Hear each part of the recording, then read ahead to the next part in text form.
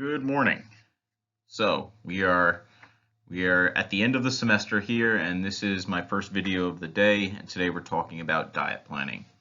As you can see, I'm going off the syllabus slightly. I'm going with chapter 10 right now, and then from there I'm going to make a second video on Brad Schoenfeld's presentation. So make sure you guys watch that because I'm starting that video with questions from the video I sent you last week. Now, diet planning. Why am I going off plan? It's because I want to give you guys as much take-home information as possible. All right, I want you to take away as much from this class as possible. And I think, like, if I went into minerals or vitamins and minerals, I think that's going to be a little less practical, especially when working with athletes. Am I saying that vitamins and minerals are not important? No, I'm not saying that at all. They are clearly incredibly important, but for the vast majority of what I do, I talk about what we talked about this summer. So when I'm sitting in this room with athletes or weight loss clients, whatever it is, the vast majority of my conversations surround what we're going to talk about for the next few minutes. And even today is just a lot of review for what we talked about so far this semester. So I kind of want to reiterate a few points from the semester. Another reason that I am doing this chapter 10 right now is because on some of your plans, some of you guys were a little confused as like the best way to calculate your macronutrients. There was a few different ways that people were doing it. Some people were kind of just copying from the website. Some people, I'm not sure how people were getting some numbers. So I wanted to reiterate the process that we use. Excuse me. So let's get into it. We're going to be discussing 10.1 and 10.3 in this presentation. So energy, the basis of planning, and your text use the term the framework. Energy is the be-all end-all. It's the model with which I subscribe to, right? The energy model of obesity, the energy theory of weight management, okay? So what is energy? Total caloric intake, right? So that is the first thing you do. When you sit down with a client, that is usually the first thing we do. Listen, I have to be practical. The first thing we do is to have a conversation with the client. But when I'm starting to think of a plan, right, and I've already had my conversation, I'm getting to know the client, all those good things, building a rapport. After that, right, the first thing I do, maybe in private, maybe with the client, it depends, is start to think about total caloric intake, total energy intake first. Okay, so for athletes, the minimum recommendation that the book uses is about 30 calories per kilogram, and these recommendations are listed on page 346 in your text. So I used some examples, right? So using that 30 cal range, right, per kilo, a 110 female would ingest about 1,500 calories if she's sedentary, and if she's a little bit more active, she's going to have upwards of about 2,000 calories. This can increase for ultra endurance athletes. A male that's sedentary, using that 30 cal recommendation, is going to have about 2,400, upwards of about 3,600. Some of you guys might say, why is the male range so large, right? Females have a 500 calorie range, while males have a 1,200 calorie range. Well, again, what's one of the major factors that determine basal metabolic rate? The major factor that we can control to an extent is fat-free mass, right? So males tend to be tend to have much more fat-free mass than females. Okay, so that's why they're going to have a higher caloric intake, and that's why that range is going to vary a little bit more. So the other option for you guys to do is use a calculator. So I've provided you guys that website link. There's lots of calculators with lots of different formulas for determining total caloric intake. Like what I do nowadays is I just ballpark it. After having a discussion with somebody, I don't use a calculator. After discussing their overall activity levels, after discussing what's worked for them in the past. Have they tried low calories in the past? Have they actually reported or recorded calories? Because there's a high prevalence of underreporting. Based on a variety of factors, like what I think based on their appearance, their overall lean body mass, what are the intensity of their workouts, all of these things. I'm going to ballpark it based on my experience. But I think early on, either using the textbook recommendation or using the calculator, both work to first determine total recommended calories. Okay, so that's the first step. The next step, well, are you trying to be in a hypertrophy phase or fat loss phase? And this would determine whether you're trying to ingest a caloric surplus or a caloric deficit, and if you want to inevitably go on a maintenance phase.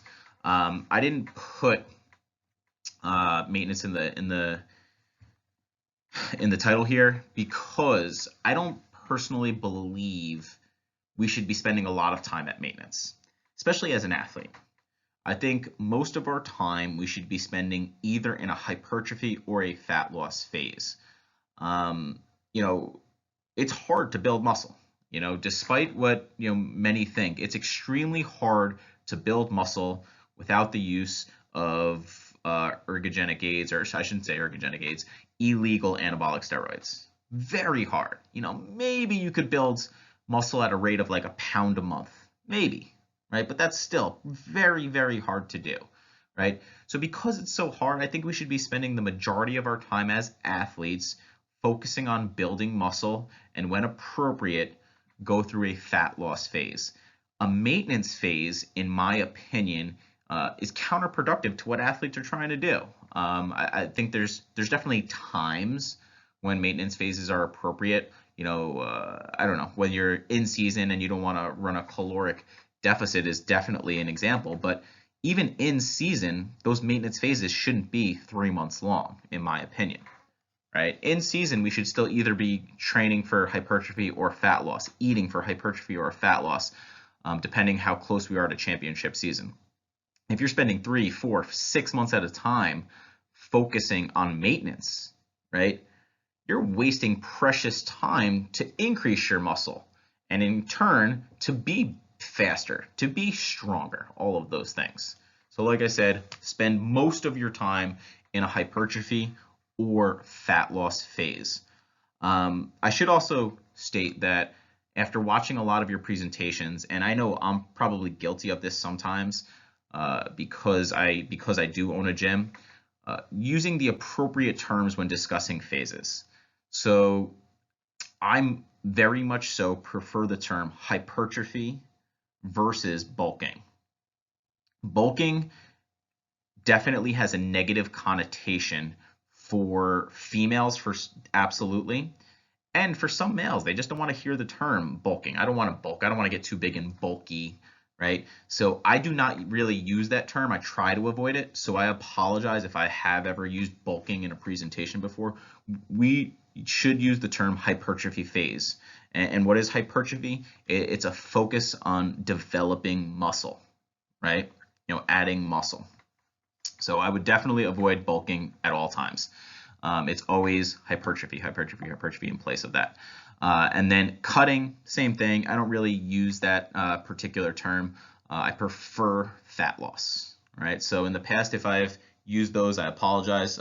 We should definitely use hypertrophy or fat loss instead of bulking and cutting. Now, macronutrients. That's the next step, right? So step one is, okay, what's our total caloric intake that we think we need? Are we going hypertrophy or fat loss? Because then we're going to go above or below that total caloric intake. And then finally, we need to determine our macronutrients in this specific order. Protein and carbs first, then fat, right? And I've given you guys this recommendation repeatedly. At this point, it should be kind of ingrained in your brain, right? 1 gram per pound of protein, 1 gram per pound, as long as the person is resistance training, 3, 4, 5 times a week, that's fine. If they're barely training or if they're just doing like aerobic training, that number is going to come down, maybe 0.75 grams per pound. What's another scenario where that number might come down? And Brad Schoenfeld kind of brought this up in his video. If someone is, very much so overweight, if they're 260 pound male, right, 280 pound male, and they're trying to lose weight, we're probably not going to recommend 280 grams of protein. That number would definitely be down a little bit. Carbohydrates, This was this one comes from your text, where on page 119 it lists recommended ranges of carbohydrates based on activity, and it's somewhere between 3 to 12 grams per kilo. That 3 to 6 range is really in those non-active sports, like a sport like bowling. 12, the 10 to 12 grams per kilo is really for your ultra endurance sports. Now, once you've determined these numbers, right, then you go to fat, and that's whatever's left, right? So if I'm having, 150 grams of protein, that's 600 calories. If I'm having, let's say, I don't know what the recommend, 600 calories. Let's say I'm having 300 grams of carbs. That's 1200 calories, right? So that's 1800 calories total. If my recommended range is 2500 calories, I have 700 calories left over that will be fat, right? So carbs and protein first, whatever's left over is fat. So what are some other considerations? Listen, there's many considerations when you're making a diet, but these are just two other ones. Nutrient dense versus calorie dense food. Okay, so generally speaking, we want to eat nutrient dense food instead of calorie dense food. What does that mean? It means that there's a high contribution of vitamins and minerals relative to the caloric intake. So the textbook uses a good example of skim milk versus whole milk. Skim milk is going to be about 90 calories. Whole milk is going to be closer to 150 calories, right? So whole milk is much more calories, right? However, their vitamins and minerals are almost the same. So skim milk is going to have a nearly identical amount of iron, right? So because those vitamins and minerals are nearly the same, skim milk is much more nutrient dense. It has a higher contribution of vitamins and minerals based on its caloric intake. So how would you determine this? I don't know. You could come up with some formula where you divide vitamins and minerals based on the caloric intake between foods, and that could give you a nutrient dense formula. But if it's got a lot of nutrients and few calories, generally speaking, it's nutrient dense, right? So what are some other nutrient dense foods? Well, the most obvious ones are fruits and vegetables, right? And what are these calorie dense foods, right? So calorie dense foods are foods that don't really give you any vitamins and minerals. Those quote unquote empty calories, those are often going to be like your sugars and your alcohols or any of your processed, highly processed foods.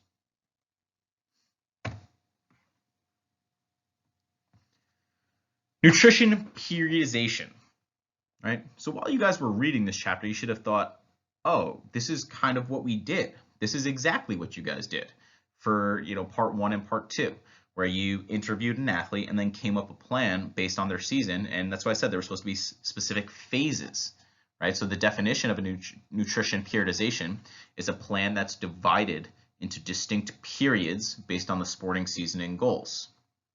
I should also add, I periodize nutrition with everybody, all of my clients that I see. We should always have specific phases, whether we're trying to focus on hypertrophy or fat loss, like I've already said. It doesn't have to be just based on, a sporting season. I think that another very important consideration is that our average blocks are typically much longer than you would think or than we actually did for this assignment. So for some of you guys, if it's a 12-week assignment, you guys had like 4 weeks of hypertrophy or bulking, 4 weeks of cutting, and 4 weeks of maintenance. For the purposes of this assignment, that's fine. But generally speaking, when working with clients, my blocks, I call them blocks, phases interchangeably, are much longer than 4 weeks, right? Really on the shortest end for any type of phase, we're looking at 8 weeks, upwards of about 16 weeks, and sometimes longer. And why do I do this? Well, when you're going up to like on the long ends, 20 weeks, 24 weeks, that's 6 months.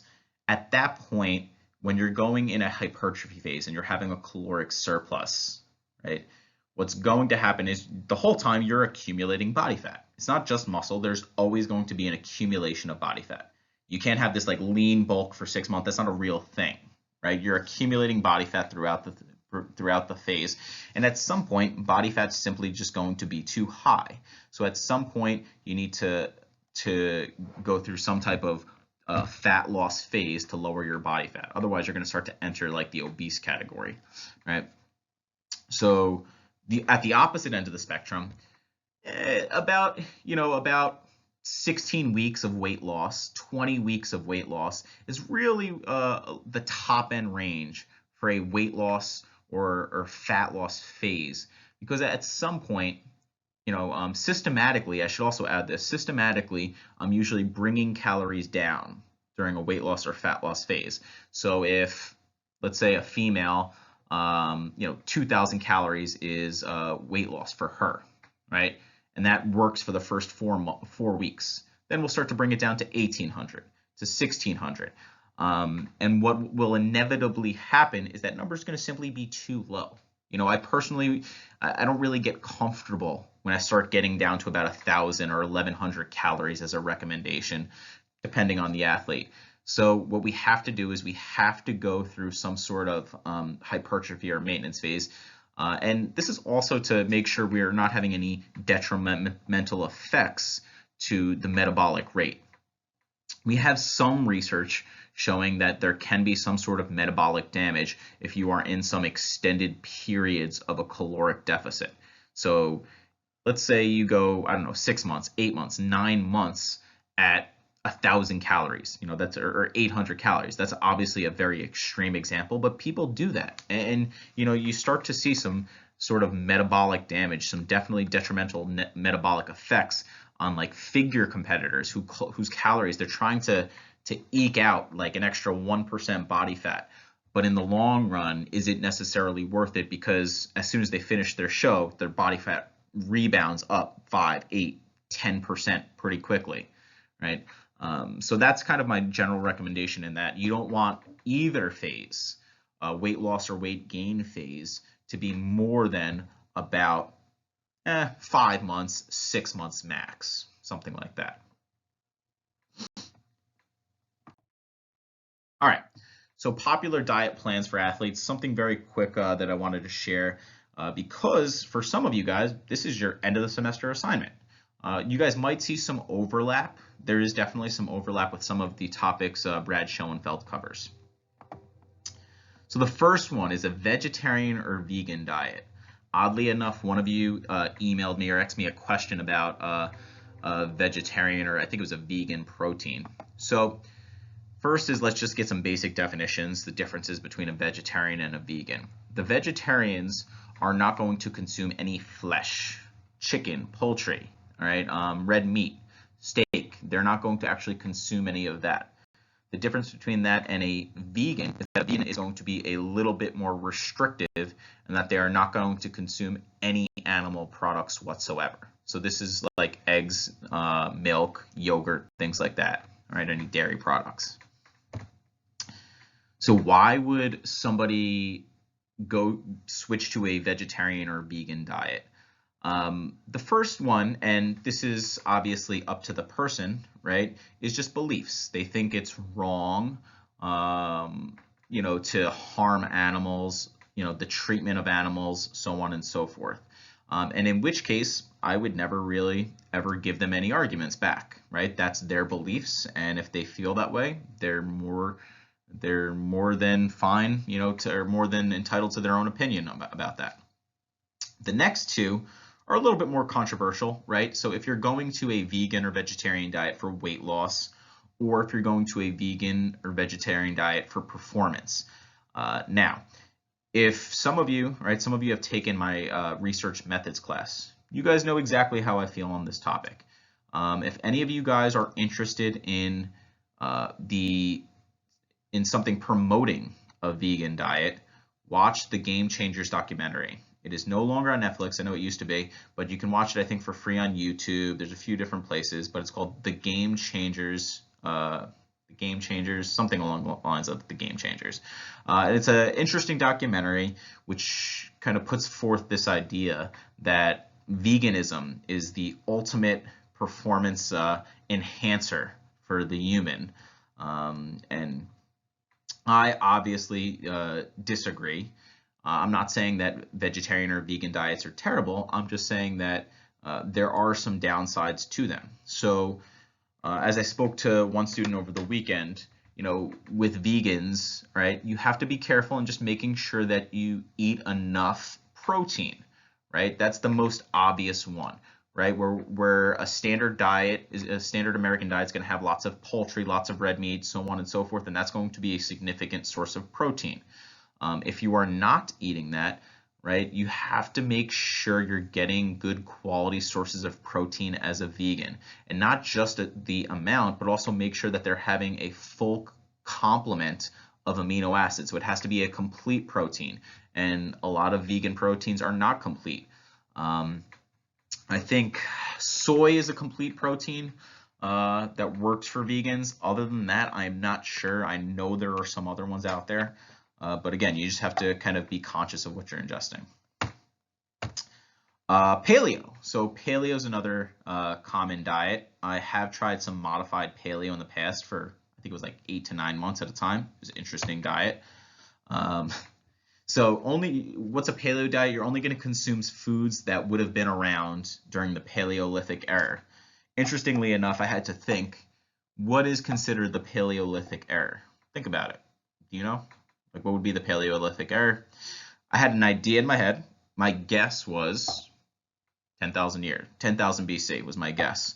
A quick Google search said anywhere from 2.5 million years ago, upwards of 10,000 BC. So if you guessed a million years, you were right.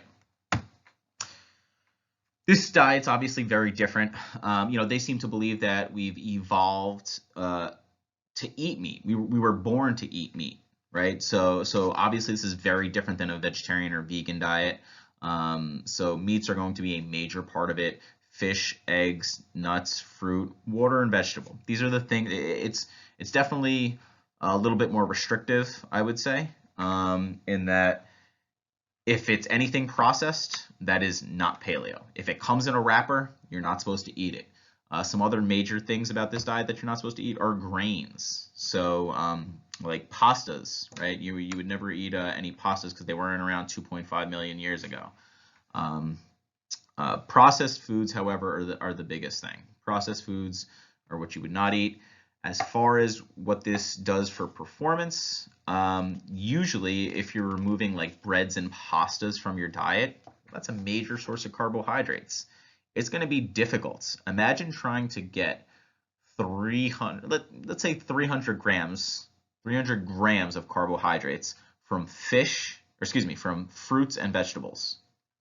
How many grams of carbohydrates are in an apple? 25, 30 grams, maybe 35 if you have a big apple. So you're going to have to eat, I don't know, 5 apples, 4 bananas, and maybe an orange or 2 to get your carbohydrates, right? Or 5 apples, 2 bananas, like a pound of spinach, So just imagine trying to eat that as an athlete to maintain your athletic performance. It's going to be incredibly difficult, incredibly difficult. So especially if you're a bigger athlete that has to maintain weight, a football player of some sort, paleo is very difficult. There's all sorts of modified paleos which might work. Gluten-free diet. So, the gluten-free diet was kind of born out of research into celiac disease, where they have some sort of gluten sensitivity, and it's like an allergy essentially, but it causes all sorts of things, including GI distress, fatigue, and many like swelling, systemic inflammation, so on and so forth. So what we found is even if you don't necessarily have celiacs, there's a chance that you may have some sort of gluten sensitivity. And there's all sorts of research which is going to show, maybe 5%, 10% of the population may actually have some sort of gluten sensitivity. What is gluten? That's a big question. So gluten is, they're these proteins that are found in wheat, rye, and barley. So in your breads and pastas, essentially, are the major sources of gluten, right? So once again, this can be a diet that you have to, for medical reasons, go under. But as an athlete, why are you partaking in a gluten-free diet, right? It's going to be very difficult for you to maintain your high carbohydrate intake as an athlete if you're just doing this for performance or whatnot. If you're doing it because you have significant amounts of GI distress, if you're doing it because you might have some sort of allergy towards gluten, then yeah, it makes sense. But in general, right, we need pastas and breads and rices, although rice doesn't contain gluten. We need them to maintain a high carbohydrate intake. All right, and then our last one is a low carbohydrate diet, which Dr. Schoenfeld definitely discusses in his presentation, and I've discussed repetitively at this point. But a low carbohydrate diet, the book lists as 3 grams per kilogram a day.